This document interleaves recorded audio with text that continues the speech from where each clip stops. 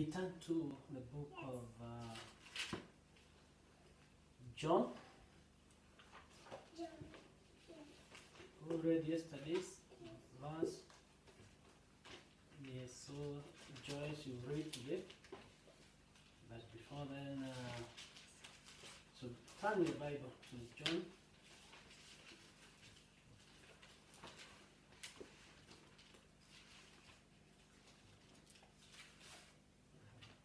Chapter 20. John chapter 20.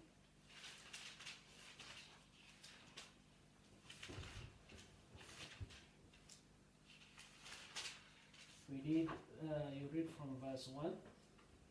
You go all through to verse 18.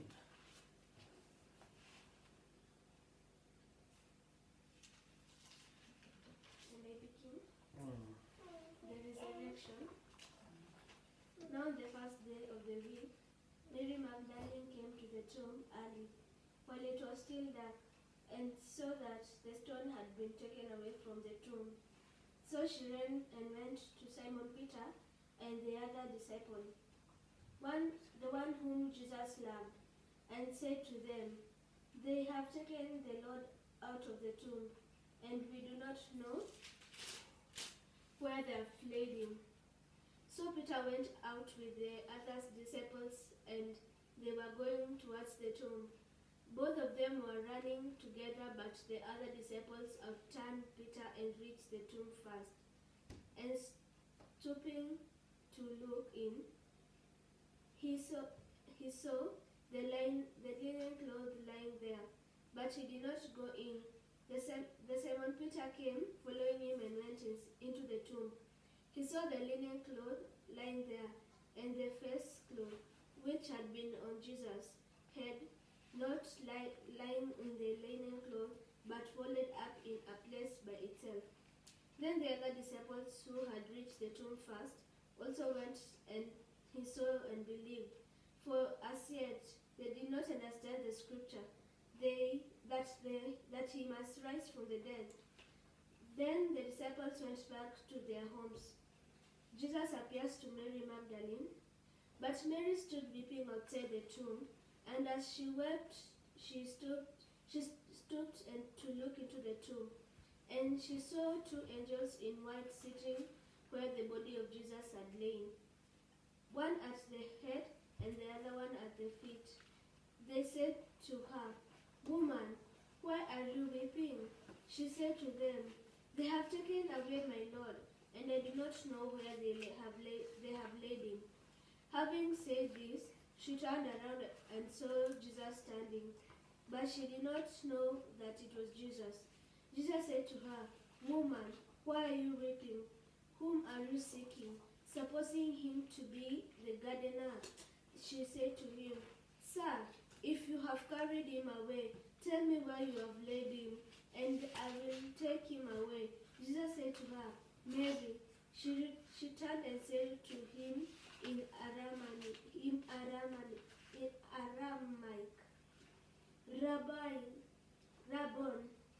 Rabboni, which means teacher. Jesus said to her, "Do not cling to me, for I have not yet ascended to the Father. But go into my brothers and say to them, I am ascending to my Father and your Father, to my God and your God." Mary Magdalene went and announced to the disciples, "I have seen the Lord," and that he had said to these things to her. Okay, so what are we learning in this chapter? Resurrection of Jesus. Resurrection of Jesus. And we are seeing the three women. In fact, we are told about, the Bible is talking about Mary Magdalene went to the top, and he saw that the top, the stone had been removed from the entrance, and he called upon the disciples, and there is a voice that is coming. When they came, the disciples went back to their homes, but Mary stood outside the top crying. The disciples left, Mary was left, and she was weeping. Then two angels in white seated where Jesus' body had been, one at the head and the other at the foot. They asked her, crying, "Woman, why are you crying?" So Mary was concerned about the disappearance of the body of Jesus Christ. She was so much concerned, and she was confident she couldn't leave the tomb until she found Jesus Christ. So hapa tunasoma a very critical thing that Mary Magdalene was persistent. She did not give up, even when the disciples left after seeing the tomb was empty. For her, she maintained. And the discussion went on. They have taken away my Lord, she said. I don't know where they have put him. At this time, she turned around and saw Jesus standing there, but she did not realize that it was Jesus. Woman, he said, why are you crying? Sometimes you may not discover Jesus. Sometimes we may see him and not know that he is the one. And this is not the first time. You remember there's another time that the disciples of Jesus did not discover Jesus Christ. So sometimes people may live with Jesus, but when he appears to them, they fail to understand him. So they were thinking Jesus was a gardener. And therefore, Mary is asking Jesus, "Sir, if you have carried him away, tell me where you have put him, and I will get him." Jesus said to her, "Mary." When Jesus calls you by your name, things change. You must discover him. So when Mary was called by Jesus by his name, they were talking. But until the time that Jesus called Mary by her name, until that time, Mary had not discovered. When the name was mentioned, Mary discovered Jesus Christ. And therefore she turned toward him and cried out in Aramaic, "Rabbon, Rabbon," which means teacher. All right? This means teacher. Jesus said, "Do not hold on me, for I have not yet returned to the Father." So Jesus told Mary, "Don't touch me now. Yes, you are happy, I'm resurrected, but don't touch me. You have known I'm the one. Don't touch me.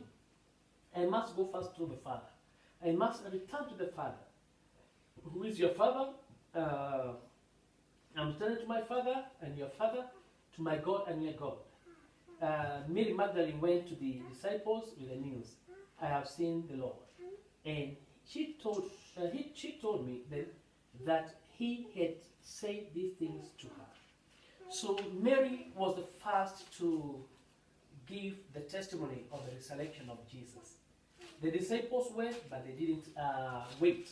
They were impatient. They had fear in them.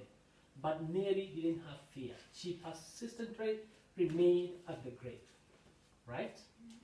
Yeah, so this is a good discourse that we have learned about the resurrection of Jesus, and also to see the role that Mary Magdalene played in the whole scenario. So what have you learned? Samuel, what have you learned? Jesus appeared to Magdalene. Good. Yeah, Jesus appeared to Mary Magdalene. That's very critical. Yes, Joyce? I've learned that when Jesus appeared, Mary did not realize that it was Jesus, so she was thinking that Jesus was a gardener until Jesus called her name, Mary, when she realized that it was Jesus. But Jesus did not want Mary to touch her because he had not yet gone to the Father. So he wanted first to go to the Father. Very good. That is, Mary Magdalene confused Jesus with a gardener. And she was asking Jesus, "Where have you laid him?" But Jesus called Mary by her name. Mary. And Mary had that voice. When you are called by your name, when you call somebody by his or her name, there is an attachment, there is something that is provoked and makes the person to reconnect with you. So Mary reconnected with the Messiah, with the Rabbon, and the response was Rabbon, right? Yeah, so this is a great thing. Imagine it was only 3 days, and then Mary couldn't notice Jesus. Only 3 days. Because Jesus resurrected in glory. Yes, with a body that could not get damaged, or a body that was, we call it transition, okay? That body that cannot, the body that, it's not like the angels, it's more like the angels, but it's more like, because his body was like ours, but it had been changed.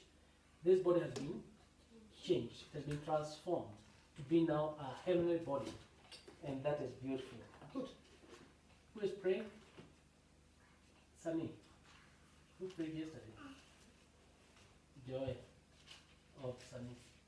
Okay, so it's Joy who is praying. Oh, pray. Yes, prayer. Pray.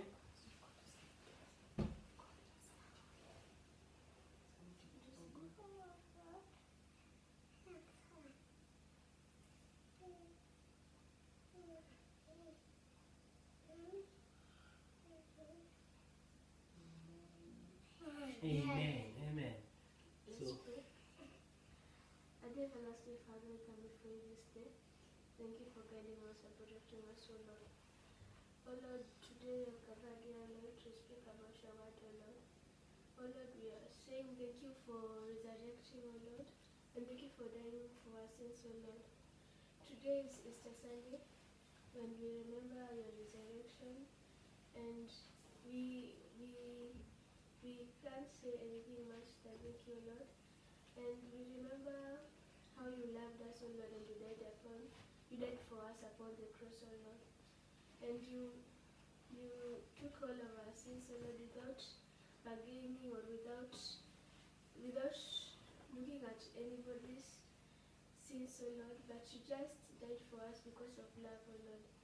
Thank you for being with us, and we shall continue celebrating your resurrection, O Lord, and for celebrating this day. And as we're going to our beds, O Lord, give us good and nice dreams, O Lord. In Jesus Christ, I pray and believe in Amen. Amen.